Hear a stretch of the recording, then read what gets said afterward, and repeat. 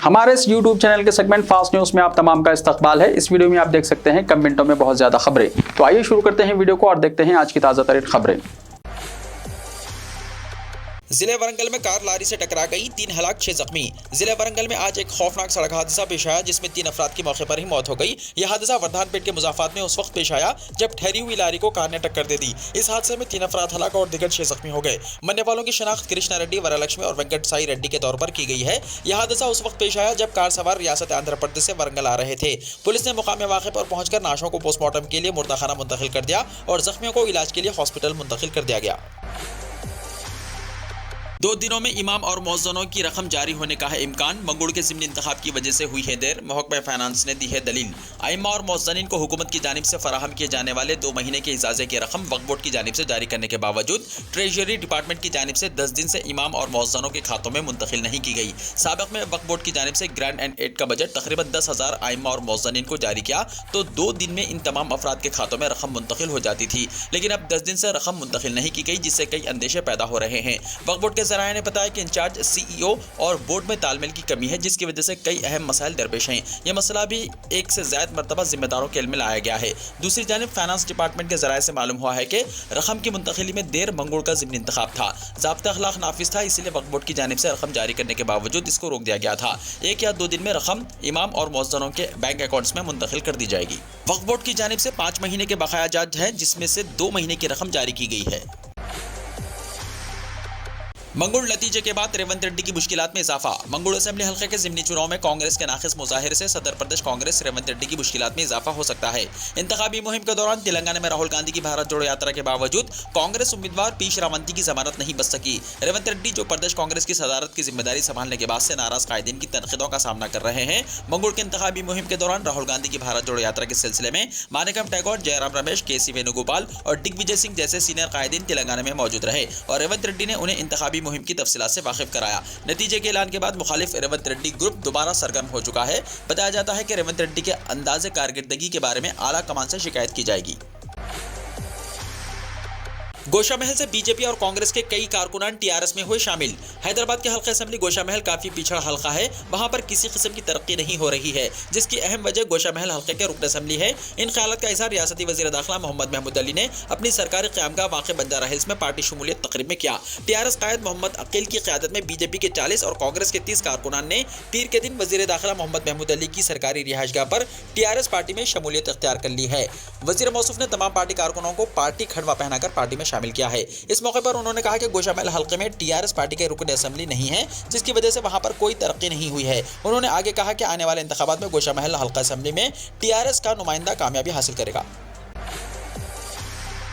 राजा सिंह की बीवी की बंडी संजय से मुलाकात। मलून रुकन असेंबली राजा सिंह की बीवी ने सदर रियासती बीजेपी बंडी संजय से मुलाकात की। राजा सिंह की गिरफ्तारी के बाद पहली मरतबा उसने रियासती पार्टी हेडक्वार्टर पहुंचकर बंडी संजय से मुलाकात करते हुए जेल से अपने शौहर को वापस लाने के लिए मदद करने की ख्वाहिश की। बंडी संजय ने पार्टी हाईकमान को मकतूब रवाना करते हुए मुअत्तली को खत्म करने की ख्वाहिश की है। राजा सिंह के जवाब पर इत्मीनान का इजहार करते हुए हाईकमान इसकी मुअत्तली खत्म करने का मंसूबा बना रहा है। पार्टी कायदीन का कहना है कि बंडी संजय न सिर्फ राजा सिंह की मुअत्तली से दस्तबरदारी की ख्वाहिश कर रहे हैं, बल्कि पार्टी की कानूनी टीम के साथ भी बातचीत कर रहे हैं ताकि मलून रुकन असेंबली को रिहा करवाया जा सके। अब हैदराबाद में भी जीना मुश्किल। शहर के पौश इलाकों में मुस्लिम खानदानों को फ्लैट्स या अपार्टमेंट के हुसूल में हो रही है मुश्किलात। शहर हैदराबाद के पौश इलाकों में मुस्लिम खानदानों को फ्लैट या अपार्टमेंट किराए पर हासिल करना इंतहाई दुश्वार होता जा रहा है और जायदाद मालिकिन मुख्तलिफ वजूहात की बिना पर मुस्लिम खानदानों को अपनी जायदाद किराए पर देने से इनकार करने लगे हैं। शहर के कई इलाकों बिलखुसूस बंजारा हिल्स, जुबली हिल्स, अमीरपेट, बेगमपेट के अलावा बोटपल्ली और दीगर इलाकों में जहाँ अपार्टमेंट्स हैं और फ्लैट्स मौजूद हैं, उन जायदादों के मालिकिन अपनी जायदादें मुसलमानों को किराए पर देने से गुरेज कर रहे हैं। साबिक़ में जायदाद मालिकिन मुसलमानों को किराए पर जायदाद ना देने के लिए डायरेक्ट ये नहीं कहते थे कि मुसलमानों को किराए पर जायदाद नहीं दी जाएगी, लेकिन अब डायरेक्ट कहा जा रहा है कि वो मुसलमानों को किराए पर जायदाद नहीं देना चाहते, क्योंकि मुसलमानों में रात देर गए तक जागने और देर से घर पहुंचने के अलावा दिन चढ़े तक घर पर मौजूद रहने और इसके अलावा गोश्त के इस्तेमाल के सबब अपार्टमेंट में इसकी महक आती है, जिसकी वजह से दिगर मकीनों को तकालीफ का सामना करना पड़ता है। इसलिए वो मुसलमानों को फ्लैट्स किराए पर देना नहीं चाहते। साबिक़ में मुसलमानों को किराए पर फ्लैट्स या मकानात ना देने के लिए वाज़ेह तौर पर यह कहा जाता था कि फ्लैट महज वेजिटेरियन खानदानों को किराए पर दिया जाएगा, लेकिन अब कहा जा रहा है कि मुसलमानों के आदात और अतवार के सबब उन्हें मकान किराए पर नहीं दिया जाएगा। आदिलाबाद जिले में 2 शेरों की मौजूदगी से अवाम में खौफ। रियासत तेलंगाना के जिले आदिलाबाद में शेरों की मौजूदगी की इत्तला से अवाम में खौफ की लहर पाई जाती है। ज़राए के मुताबिक जयंत मंडल के मुजाफात में 2 शेरों के नजर आने पर मुतल्लिका हुक्काम को इत्तला दी गई। चनका कोराडा कैनाल के पास शेरों की तस्वीर किसी ने अपने सेलफोन में कैद की हैं। शुबा किया जाता है कि रियासत महाराष्ट्र के तिपिशूर के जंगलाती इलाके से ये शेर यहाँ पहुँचे हैं। मुत्तहदा जिला आदिलाबाद में हाल ही में शेरों की मौजूदगी से अवाम में खौफ की लहर पाई जाती है। YouTube पर वीडियो क्लासेस देखकर MBBS में सीट हासिल करने वाली तेलंगाना की गरीब लड़की। तेलंगाना के निजामाबाद जिले में एक गरीब खानदान से ताल्लुक रखने वाली लड़की ने YouTube पर वीडियो क्लासेस देखकर नीट की कोचिंग हासिल करते हुए MBBS में सीट हासिल कर ली। निजामाबाद के नंदावाड़ा से ताल्लुक रखने वाली हरिका के वालिद शिव कुमार का बचपन में इंतकाल हो गया। उसकी मां अनुराधा एक बीड़ी वर्कर है और वो दिन भर बीड़ी बनाकर अपने खानदान की किफालत करती है। हरिका ने 10th क्लास और इंटरमीडिएट के एग्जाम्स में अच्छे नंबर हासिल किए थे। हरिका डॉक्टर बनना चाहती है लेकिन नीट कोचिंग के लिए जाने का मुतहम्मिल नहीं है।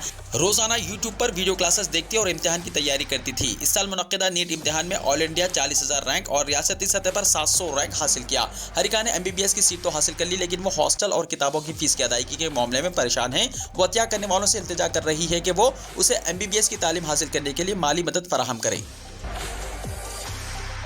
गैंग रेप के मुजरिम की रिहाई पर तेलंगाना की खातून IAS ऑफिसर का सनसनीखेज तबसरा। मुल्क में औरतों को हथियार उठाने का हक दिया जाए। तेलंगाना की IAS ऑफिसर समिता सबरवाल जो सोशल मीडिया पर सरगर्म रहती हैं और मुख्तलिफ मसाइल पर अपने ख्यालात का बाकायदगी से इजहार करती हैं, उन्होंने गैंग रेप के मुजरिमों की रिहाई पर सनसनीखेज तबसरा किया। गैंग रेप केस में मध्य प्रदेश हाईकोर्ट के फैसले पर उनका तबसरा सोशल मीडिया पर सनसनी पैदा कर रहा है।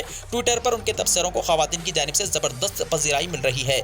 मध्य प्रदेश हाईकोर्ट ने गैंग रेप के एक मुलजिम की सजा को तकनीकी बुनियाद पर आर्जी तौर पर रोक दिया। जस्टिस रोहित आर्या और जस्टिस राजीव कुमार श्रीवास्तव धर्मानम की बेंच ने 25 साल की सजा को मुअत्तल करते हुए मुलजिम को 2 लाख रुपए के शख्सी मुचलके पर जमानत दी। मुलजिम इस वक्त जमानत पर बाहर है। इस मामले पर हर तरफ तनकीद की जा रही है। बहुत सी खवातीन और मशहूर शख्सियात रद्दमल दे रही हैं। सबिता सबरवाल ने भी इस वाक़े पर रद्दमल जाहिर किया है। उन्होंने कहा कि अगर अदालत में इस किस्म के मायूसकुन फैसले जारी रहे तो वक्त आ गया है कि इस मुल्क में औरतों को हथियार उठाने का हक दिया जाए। इंसाफ और कानून 2 मुख्तलिफ चीज़ें नहीं हैं। ये शर्म की बात है। सबिता सबरवाल के तबसरों पर नेटनीस अपने रद्दमल जाहिर कर रहे हैं। अगर आप इस जद्दोजहद की तारीफ कर रहे हैं जो आप खवातीन के लिए कर रहे हैं तो कुछ लोग तबसरा कर रहे हैं कि आप BJP की हुकूमत वाली रियासतों में हो रहे मसाइल को निशाना बना रहे हैं और तेलंगाना में खवातीन पर होने वाले मजालिम पर मुनासिब रद्दमल जाहिर नहीं कर रहे हैं।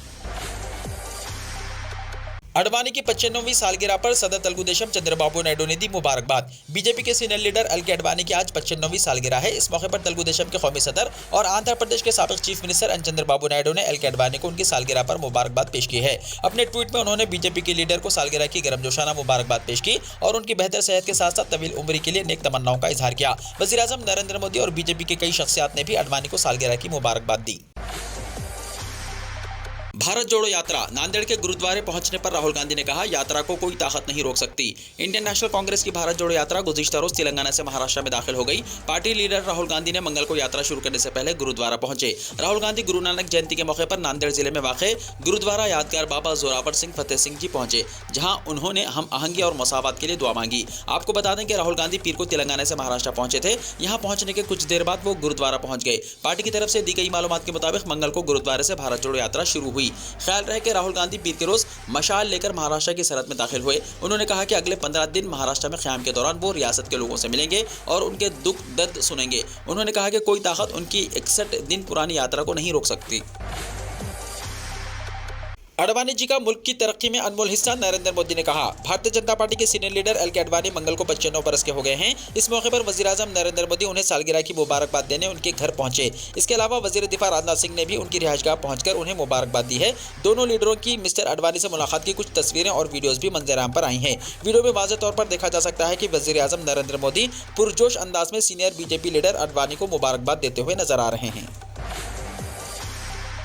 नांदेड़ में भारत जोड़ो यात्रा के दौरान कांग्रेस लीडर की दिल का दौरा पड़ने से मौत। कांग्रेस लीडर कृष्ण कुमार केदारनाथ पांडे 80 साल, इनका मंगल की सुबह नांदेड़ में दिल का दौरा पड़ने से इंतकाल हो गया। कांग्रेस लीडर राहुल गांधी ने महाराष्ट्र में सेवा दल के रियासती जनरल सेक्रेटरी पांडे के इंतकाल पर गम का इजहार किया है। कांग्रेस पार्टी की भारत जोड़ो यात्रा नांदेड़ से महाराष्ट्र में दाखिल हुई। आज सुबह सेवा दल के रियासती जनरल सेक्रेटरी कृष्ण कुमार पांडे यात्रा में शामिल हुए और कौमी परचम थामे हुए थे। दिग्विजय सिंह और दीगर रहनुमा उनके साथ चल रहे थे। चंद मिनटों के बाद वो झंडा दूसरे साथी के हवाले करते हुए पैदल चलने लगे। इसके बाद ही पांडे अचानक गिर पड़े पड़े और उन्हें फौरी तौर पर एम्बुलेंस के जरिए करीबी अस्पताल ले जाया गया, लेकिन डॉक्टरों ने पांडे को मुर्दा करार दे दिया। कांग्रेस पार्टी के जनरल सेक्रेटरी और कम्युनिकेशन इंचार्ज जयराम रमेश ने कहा है कि यह हम सब के लिए सबसे अफसोसनाक लम्हा है। असदुद्दीन ओवैसी का ट्रेन में सफर, अशरार की संगबारी। गुजरात में नामालूम अफराद ने वंदे भारत एक्सप्रेस के एक डब्बे पर पथराव किया, जिसमें सदर मजलिस और रुकने पार्लियामेंट हैदराबाद बैरिस्टर असदुद्दीन ओवैसी गुजरात में इंतखाबी मीटिंग में शिरकत के लिए अहमदाबाद से सूरत जा रहे थे। मजलिस के तर्जुमान वारिस पठान ने ट्रेन की टूटी हुई खिड़की की तस्वीर के साथ ट्वीट किया और बताया कि जिस डब्बे में ओवैसी सफर कर रहे थे, इस पर पत्थरों से हमला किया गया। सदर जमहूरिया द्रौपदी मुर्मू धंगड़ मोदी ने गुरु नानक देव जी के प्रकाश पर्व पर हमवतनों को दी है मुबारकबाद। सदर जमहूरिया द्रौपदी मुर्मू, नायब सदर जगदीप धंगड़ और वजीर आजम नरेंद्र मोदी ने मंगल को गुरु नानक देव जी की जयंती के मौके पर हमवतनों को मुबारकबाद दी है। हिंदुस्तान में 500 और 1000 रुपए के करेंसी नोट को मनसूख होकर 6 साल हुए आज मुकम्मल।